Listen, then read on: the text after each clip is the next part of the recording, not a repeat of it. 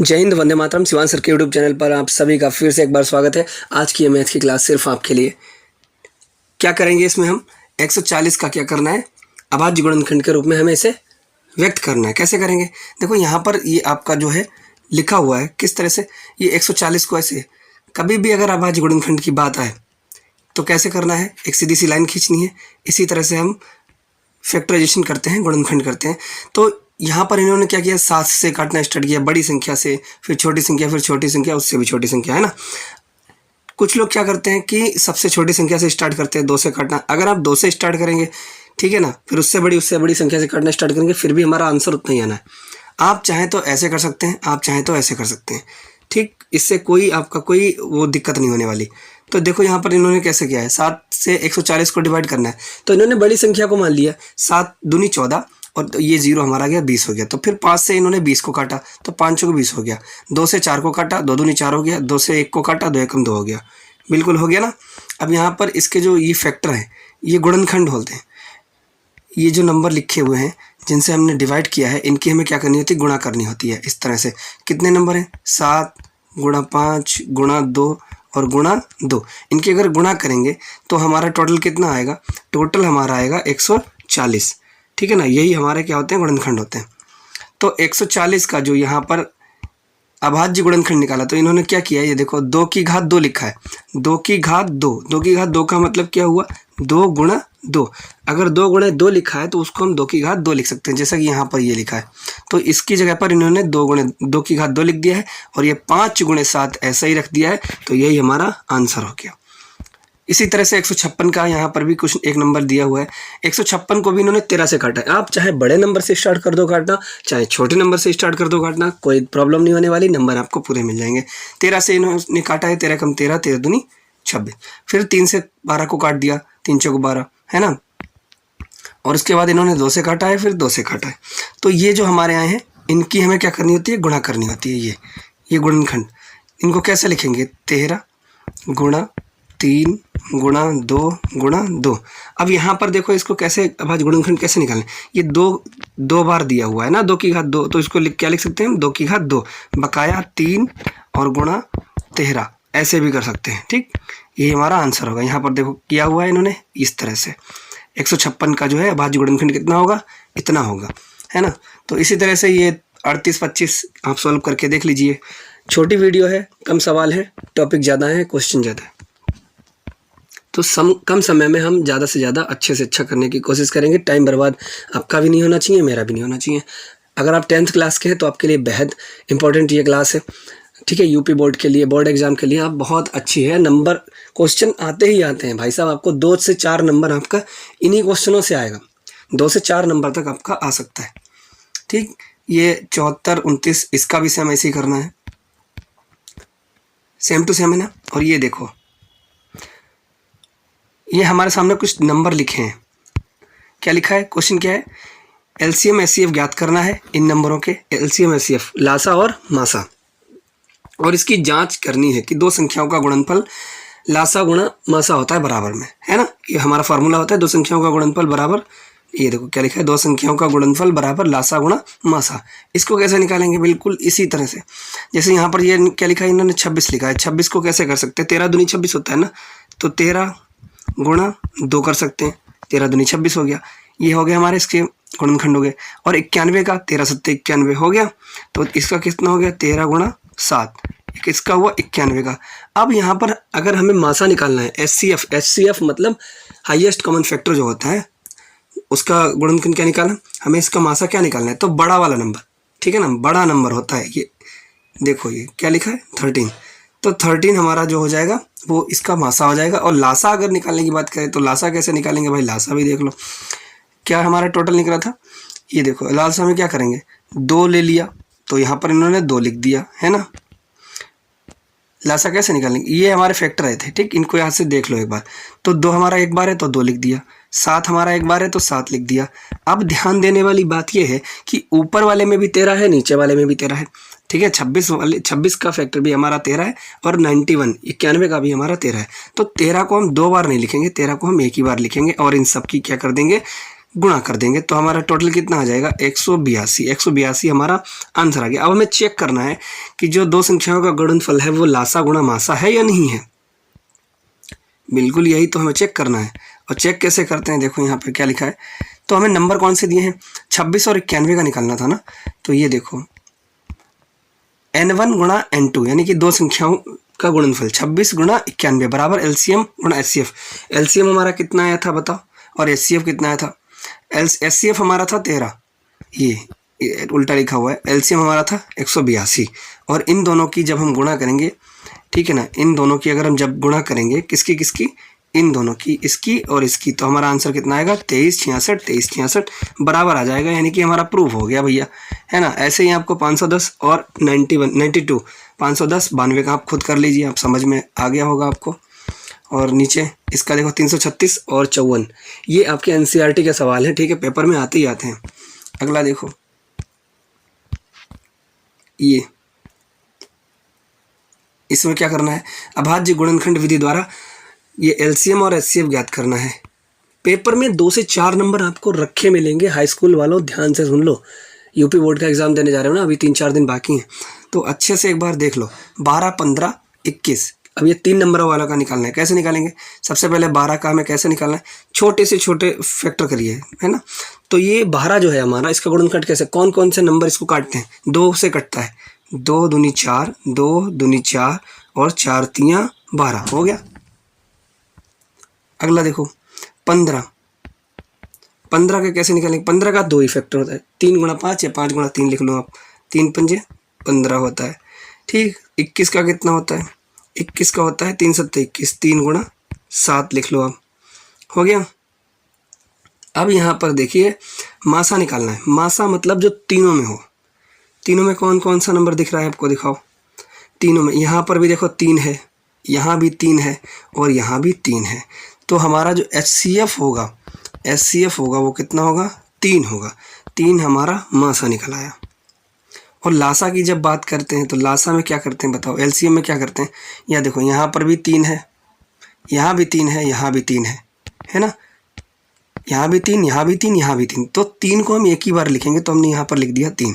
और बाकी यहाँ 2 है, यहाँ 2 है, नीचे 2 नहीं है, तो दोनों को 2 को एक बार, बाकी जो बचा है उसको जैसे का तैसा उतार देंगे, है ना। जो तीनों में नंबर दिया होगा वो एक बार लिखेंगे, बाकी जो हमारे बच्चे कुचे हैं उन सबको हम गुणा में ऐसे लिख देंगे। तो आंसर हमारा आ जाएगा गुणा करने पर 420, यानी कि हमारा लासा निकल आएगा। एक बार और समझ लो, ये वाला समझ लो अच्छे से। 17, 23 और 29 का अगर हमें निकालना है तो कैसे निकालेंगे मासा और लासा।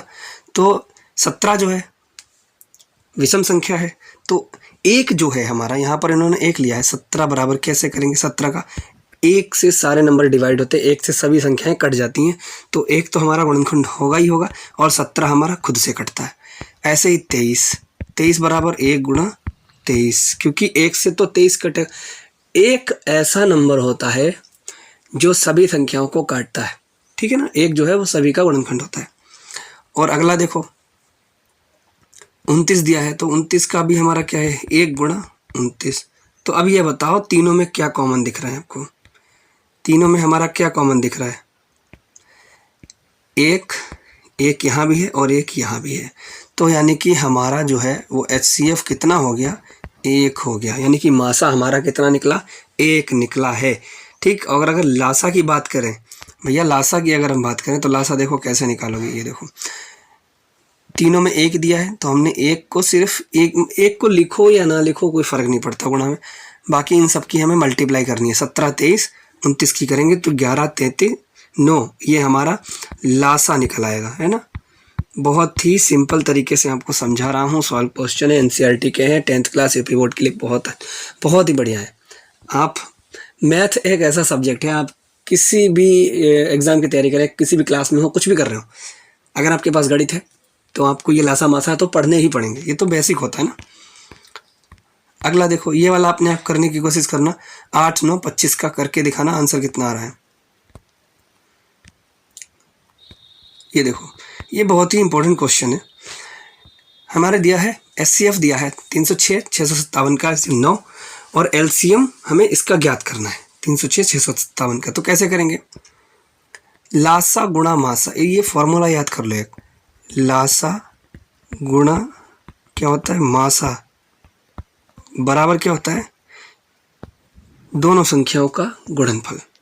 ऊपर भी पढ़ा हमने, लासा गुणा मासा बराबर दोनों संख्याओं, दिए गई संख्याएं जो होती हैं उनका गुणनफल। तो यहाँ पर हमें लासा निकालना है, ठीक है ना, शॉर्ट में समझो। यहाँ पर हमें क्या निकालना है, यहाँ पर निकालना है भैया हमें लासा। तो ये देखो लासा गुणा मासा बराबर पहली संख्या गुणा दूसरी संख्या, है ना। तो लासा निकालना है, तो लासा हमारा यही रहेगा, एलसीएम हमारा, एलसीएम बराबर क्या हो जाएगा n1 गुणा n2, और ये एचसीएफ हमारा नीचे पहुंच जाएगा, तो ये नीचे आ गया हमारा। तो इसी फॉर्मूले में हमें रख देना है सिर्फ इन नंबरों को। तो n1 कितना दिया है, यहाँ देखो n1 कितना दिया है 306, तो क्या होगा हमारा 306 ऊपर रखेंगे। n2 क्या दिया है 657 दिया है, ठीक, बट्टे में एचसीएफ कितना दिया है, एचसीएफ हमारा 9 दिया है, यही तो दिया है। अब नीचे देख लो, ये लो।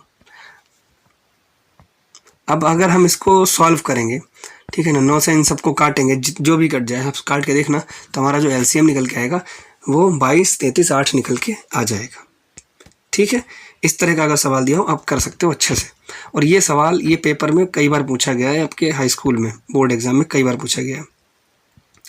क्या दिया है, ये देखो, जांच कीजिए क्या किसी प्राकृत संख्या n के लिए संख्या 6n अंक 0 पर समाप्त हो सकती है। ऐसे ही 4n वाला भी हो सकता है, किसी प्राकृत संख्या n के लिए संख्या 4n अंक 0 पर समाप्त हो सकता है। इस तरह का सवाल आपको एग्जाम में अगर देखने को मिल जाए तो आपको करना कुछ नहीं है, ये देखो ये करना है। 6 की पावर n का अभाज्य गुणनखंड क्या होता है, 6 की घात n का क्या होता है, 2 गुणा 3 की पावर n। अगर हम इसको तोड़ें, 6 का क्या होगा गुणनखंड, 6 बराबर क्या 6 को हम क्या लिख सकते हैं 2 गुणा 3, ठीक है ना। और इसकी घात क्या हमें दी हुई है n, लेकिन लेकिन लेकिन कंडीशन क्या है, शर्त क्या है, यहाँ पर शर्त देखो, शर्त हमारी दी हुई है कि कोई प्राकृत संख्या जो 0 पर समाप्त होती है उसके अभाज्य गुणनखंड हमेशा कितने होंगे, 2 गुणा 5। ये देखो 2 गुणे 5, ये तो आना ही चाहिए, कोई भी नंबर दिया हो उसके अगर गुणनखंड 2 गुणा 5 दोनों संख्याएं आ रही हैं, ठीक है, और उसकी घात n लग जा रही है, तो हमारा 0 पर समाप्त होगा, वरना नहीं, है ना। तो यहाँ 6n 0 पर समाप्त नहीं होगी। क्यों नहीं होगी, इसी वजह से नहीं होगी क्योंकि कोई प्राकृत संख्या है जो 0 पर समाप्त होती है उसकी अभाज्य गुणनखंड 2 गुणा 5 की घात n के रूप में होता है। और यहाँ हमारा कितना निकला है 6 का 2 गुणा 3 की घात n, तो इसलिए बिल्कुल नहीं होगा। तो उम्मीद करते हैं आपको ये वाला चैप्टर वास्तविक संख्याएं आपको समझ में आया होगा, ठीक है ना। और इस तरह से यहाँ पर इस तरह से ये भी सवाल आ जाते हैं कि पारिमेय संख्या है या नहीं है, इसको बताइए। तो एक सवाल है जो कई बार पूछा गया, ये देखो, छोटा है लेकिन बड़ा मस्त सवाल है। सिद्ध कीजिए कि 3 प्लस, ये बहुत ही इंपॉर्टेंट सवाल है, सिद्ध कीजिए 3 + 2√5 एक अपरिमेय संख्या है। कोई भी नंबर दिया होगा लेकिन अधिकतर यही नंबर आता है, इसी टाइप का आएगा। सिद्ध करना होगा कि 3 + 2√5 एक अपरिमेय संख्या है, आपको बताना है। कैसे आप बताएंगे, नीचे देखो कैसे बताएंगे। अच्छा एक चीज़ बताना कि जो अपरिमेय संख्याएं होती हैं, अपरिमेय संख्याएं हमेशा p/, किसके रूप में होती है, q के रूप में होती हैं या नहीं होती हैं, ये बताओ। अपरिमेय संख्या कभी भी p/q के रूप में नहीं होती है, ठीक है ना। और p/q के रूप में कौन सी संख्या होती है, परिमेय संख्याएं होती हैं।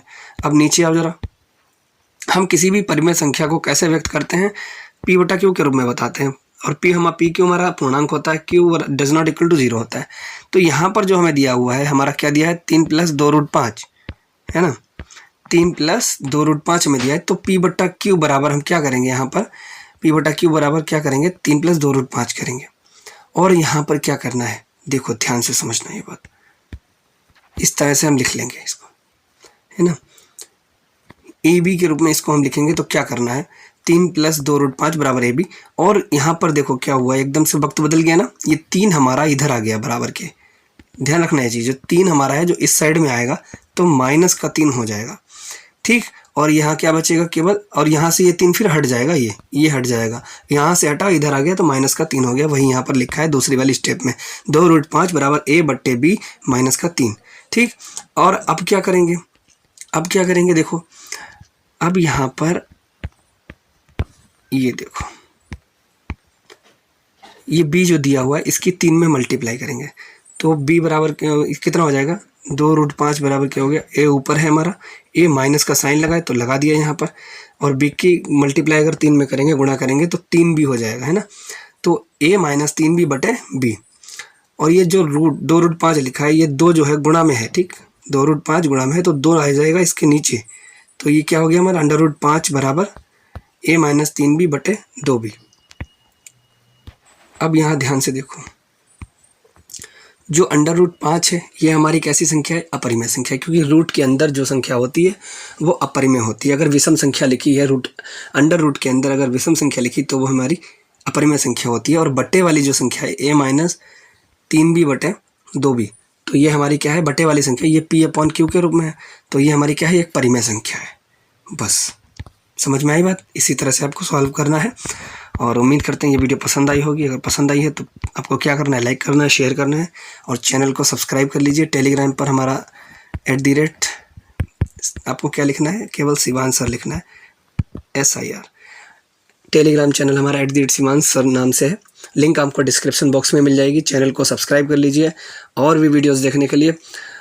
यूपी बोर्ड से हैं, 10th क्लास के पेपर देने हैं आपको, तो और भी वीडियोस मिलती रहेंगी। बस अपना सपोर्ट दिखाइए, वीडियो को लाइक कीजिए, अपने दोस्तों के साथ शेयर कीजिए, एक प्यारी सी कमेंट। मिलते हैं फिर किसी नई वीडियो में, तब तक के लिए जय हिंद, वंदे मातरम।